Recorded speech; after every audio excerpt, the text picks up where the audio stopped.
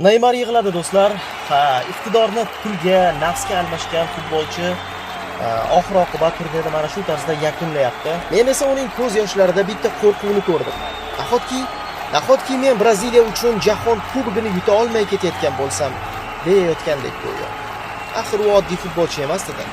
Messi va Ronaldo davrida ham o'z nomini dunyoga tanita olgan kamdan kam iqtidor egalaridan biri edi. Millionlab bolalarning qahramoni edi. Lekin bugun biz boshqa Neymarning ko'zlariga qaradik. Yillar davomida vaqt bilan kurashib kelgan insonning ko'zlariga boqdik. Chunki futbolchi uchun eng og'ir narsa mag'lubiyat emas.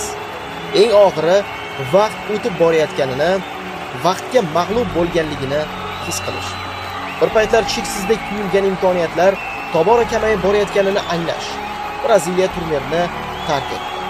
Neymarning ko'z yoshlari esa bitta savolni qoldirdi. Nahotki men xalqim uchun afsonalar qilgan ishni qila olmay ketayotgan bo'lsam. Ba'zi mag'lubiyatlar hisobda yoziladi, ba'zilari esa yurakda. Va menimcha bugun Neymarning yuragi hisob tablosidan ham ko'proq og'ridi. U bugun Superman bo'la olmadi va bitta narsa aniqki, futbol baribir Neymardan bitta oltin to'pga qarzdordir. Adolatsizlik, qahramonlik va umid haqidagi hikoyalarni kuzatib borish uchun sahifamga obuna bo'ling.